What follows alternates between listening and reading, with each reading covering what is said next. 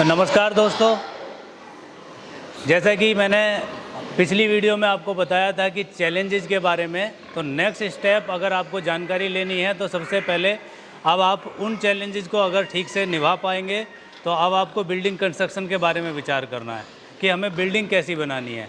तो नॉर्मली अभी तक जो ट्रेडिशनल फार्म आप देखते हैं वो आधे खुले हुए होते हैं, आधे बंद होते हैं। हाइट उनकी लगभग 7 से 8 फीट होती है। उससे कहीं ना कहीं आपका एनिमल पूरी साल सफ़र करता है।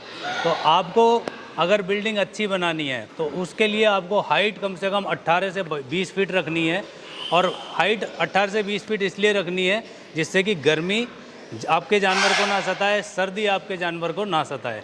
इसके अलावा आपके जो कैबिन्स होते हैं वो थोड़ा सा ऐसे वेंटिलेटेड रखने हैं कि हवा आर पार पहुँचे, एनिमल को कॉर्नर नहीं देना है जिससे कि बैक्टीरिया उसके अंदर नहीं पनपे, आसानी से सफाई हो सके और आप की लेबर आसानी से पूरे एनिमल्स को मॉनिटर कर सके।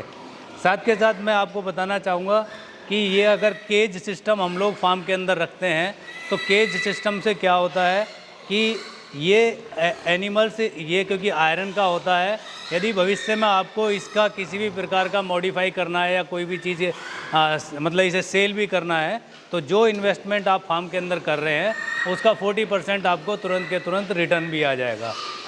तो बिल्डिंग का जो मैंने पॉइंट बताए हैं आपको, हाइट आपको ऊंची रखनी है, लाल पत्थर का फ्लोर बनाना है, आयरन के केज बनाने हैं और साथ के साथ मादाओं के लिए अलग केबिन्स बनेंगे, नर्सरी अलग बनेगी छोटे बच्चों के लिए, और जो आपके फैटनिंग एनिमल्स हैं कटिंग वाले उनके लिए सेपरेट बनेगा, और जो ग्यावन मादाएं हैं उनके लिए आपको सेपरेट केबिन्स बनाने हैं। तो बिल्डिंग कंस्ट्रक्शन में जैसा मैंने बताया कि आपको जो ध्यान में रखना है कि ये नर्सरी ये आपको डिलीवरी पोर्शन बनाना है फीमेल का, जो कि स्पेसिफिकली डिलीवरी के लिए ही इस केबिन के अंदर आपकी मादा आएगी।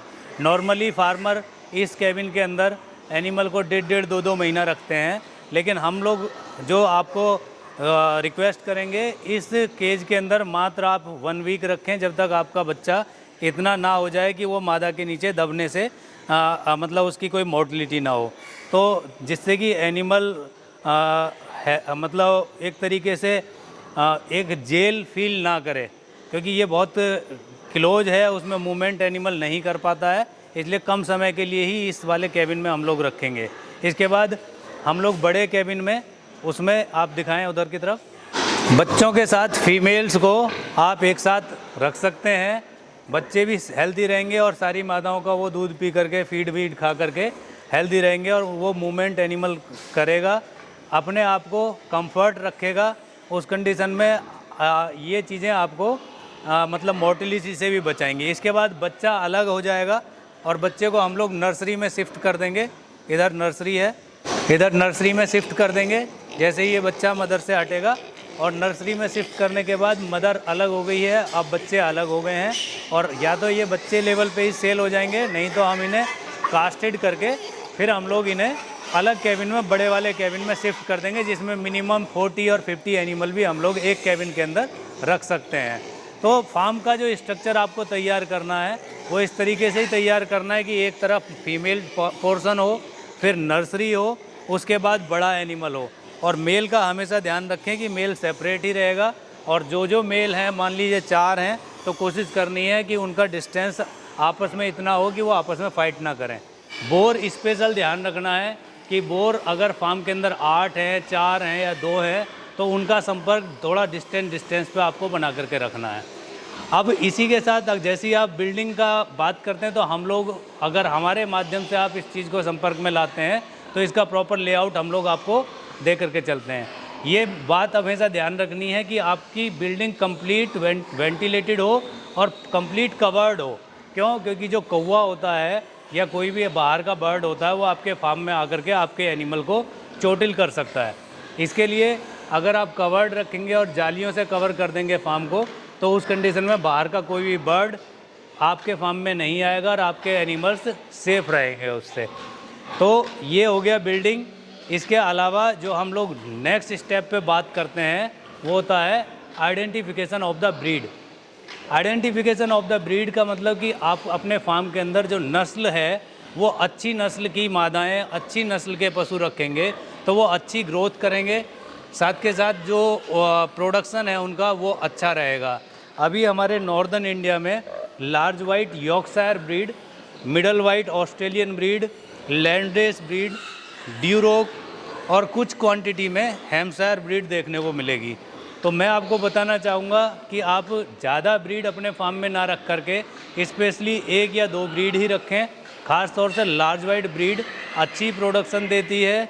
ये वातावरण के अनुकूल हमारे मतलब देश के वातावरण के अनुकूल ढल चुकी है, बीमारी कम पकड़ती है और अगर डिमांड की बात करें तो आसानी से सेल भी हो जाता है। तो आपको अच्छी क्वालिटी की पहचान करनी है, अच्छी नस्ल की पहचान करनी है, उसके बाद ही आपको अपना पशु खरीदना है। क्यों कि किसी भी फार्म को अगर आपको फार्म ही नहीं या किसी भी फसल को या एग्रीकल्चर सेक्टर में जाइए, उसमें सबसे बड़ा महत्व बीज का होता है। अगर आपके फार्म में नस्ल अच्छी है तो कहीं ना कहीं आपकी सेम कॉस्ट पे प्रोडक्शन ज़्यादा आएगी। नस्ल ख़राब है, कॉस्टिंग सेम रहेगी और आपका प्रोडक्शन अच्छा नहीं होगा, जिससे आप लॉस झेलेंगे या फिर कम प्रॉफिट झेलेंगे।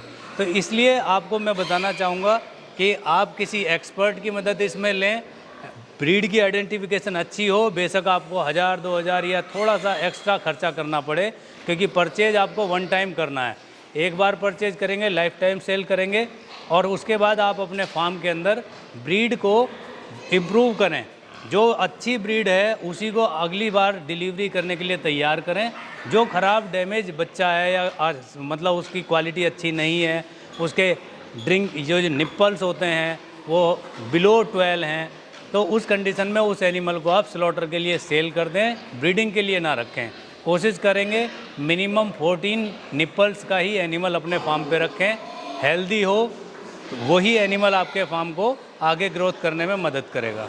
तो ये ब्रीड अगर हम लोग अच्छी रखेंगे फार्म के अंदर तो आपको अन्य समस्याओं से बचा के रखेगा, कम बीमार पड़ेगा, प्रोडक्शन अच्छी होगी और आपके एनिमल की जो वैल्यू है मार्केट के अंदर वो आपको अच्छी दिलाएगा।